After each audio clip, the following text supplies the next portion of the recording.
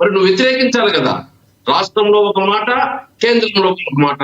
Medical కాలేజీలు PPP విధానం గురించి రాష్ట్రంలో ఒక మాట మాట్లాడతారు, కేంద్రంలో ఒక మాట మాట్లాడతారు. కేంద్రంలో ఏమో కమిటీ మెంబర్ గా ఉన్న గురుమూర్తి ఏమో అక్కడ సంతకాలు పెడతాడు, ఇక్కడికి వచ్చేమో గవర్నర్ కి దాన్ని వ్యతిరేకిస్తూ ఆ లెటర్లు ఇస్తారు. మళ్ళీ ఈవీఎంతో గెలిచారు అంటారు. ఈవీఎంతో గెలిచిన పార్టీకి నువ్వు ఎందుకు మద్దతు ఇస్తున్నావు అది చెప్పాలి. రెండు చోట్ల నుంచున్నారు, రెండు చోట్ల ఓడిపోయారు. ఆ తర్వాత ఎలా గెలిచారో అందరికీ తెలుసు. ఆవిడన్న మాటలు నేను రిపీట్ చేస్తున్నాను మీకు. ఆవిడ ఎలా గెలిచారో అందరికీ తెలుసు. ఈవీఎంలు ఆఫ్టర్ ఆల్ ఈవీఎం లేకపోతే ఈయన మళ్ళీ వార్డు మెంబర్ కూడా గెలవలేని పరిస్థితి. మళ్ళీ అంటే గతంలో ఎలక్షన్ల ముందు ఏవైతే మాట్లాడారో ఇప్పుడు ఇలా మాట్లాడడాన్ని అసలు ఏమన్నా రాజకీయ వ్యూహంగా చూడాలా? ఆవిడ దేనికి బయట వస్తున్న ఆరోపణలో వాస్తవం ఉందా? నిజంగానే వైసీపీ ఇన్ఛార్జిని మార్చే అవసరం నగిరిలో ఉందా? నగిరి ప్రజలు అసలు రోజాని ఆదరించట్లేదా? ఏమంటారు మీరు? ఆ ఈవీఎంతోనే 2019లో గెలిచినప్పుడు జగన్మోహన్ రెడ్డి గారి గెలుపు కరెక్టేనా? అదే ఈవీఎంలే కదా ఉన్నాయి. ఆ రోజు ఏమైనా బ్యాలెట్ పేపర్తో గెలిచాడా జగన్మోహన్ రెడ్డి గారు? 2019లోనూ ఈవీఎంతోనే గెలిచాడు. ఆ ముఖ్యమంత్రిగా ప్రమాణ స్వీకారం చేశాడు, 5 సంవత్సరాలు పరిపాలించాడు. అప్పుడు ఈవీఎంతో గెలిచినప్పుడు కరెక్ట్. ఈ రోజు వేరే పార్టీ కానీ ఈవీఎంతో గెలిస్తే అది కరెక్ట్ కాదా? ఈ 30-40 సంవత్సరాలుగా ఈవీఎంతోనే అన్ని రాజకీయ పార్టీలు ఎన్నికలు జరుపుతున్నాయి భారతదేశంలో. వచ్చింది స్టేట్ లోనూ అంతే. మరి ఆ రోజు అడ్డగించలేదే.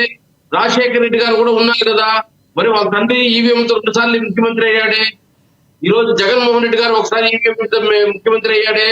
మరి అవన్నీ ఈ వాళ్ళు మాత్రం ఈవీఎంతో గెలిచినప్పుడు కరెక్ట్ గా ఉండేటప్పుడు ఈ రోజు వేరే పార్టీ వాళ్ళు ఈవీఎంతో గెలిస్తే మాత్రం అది కరెక్ట్ కాదని వ్యతిరేకించడం ఇది కరెక్ట్ కాదు.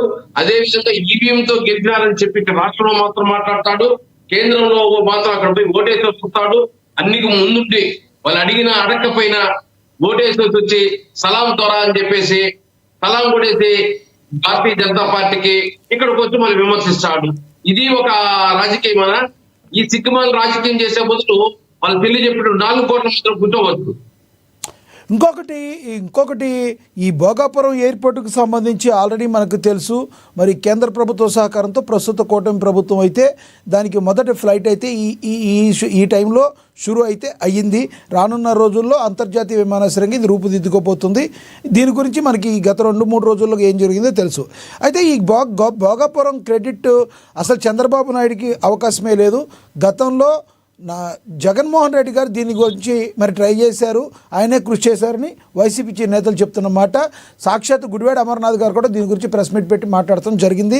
నిజంగా భోగాపురం ఎయిర్పోర్ట్ గురించి మరి ఆ క్రెడిట్ ఎవరికి ఇవ్వాలంటే ఏం చెప్తారు మీరు? లక్ష్మణాథ్ కాదు, ఇది 2016లో అడుగుపడింది.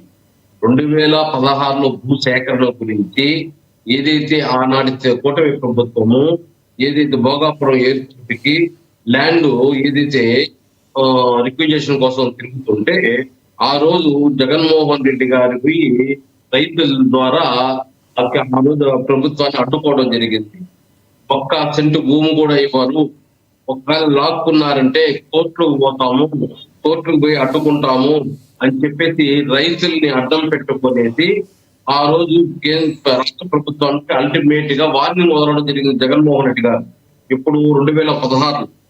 ఆ తర్వాత దాన్ని అడ్డుకోలేకపోతే చంద్రబాబు నాయుడు గారు airport authority of India DMR వచ్చి పోటీ పడింది దేనికి, ఆ ఎయిర్పోర్ట్ కట్టడానికి.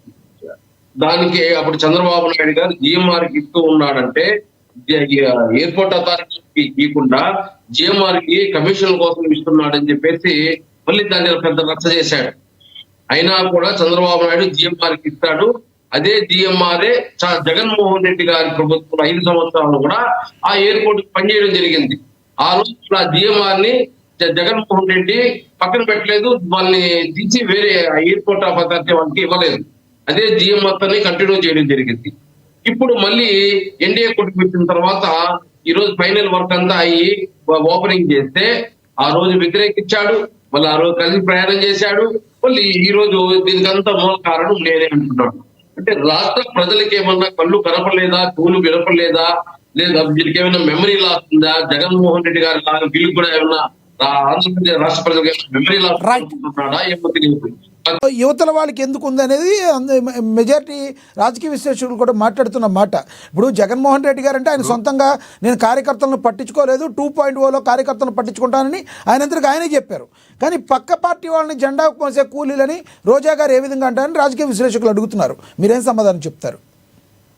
ఎవరైనా ఒక పార్టీ, ఒక జెండా, ఒక నాయకుడు ఉంటే కాలర్ ఎగేసుకొని తిరుగుతారు. ఇట్లా 3 పార్టీలు 3 జెండాలు 30 ఛానల్ పట్టుకొని తిరగాలంటే ఎవరికైనా ఇబ్బందికరంగా ఉంటుంది.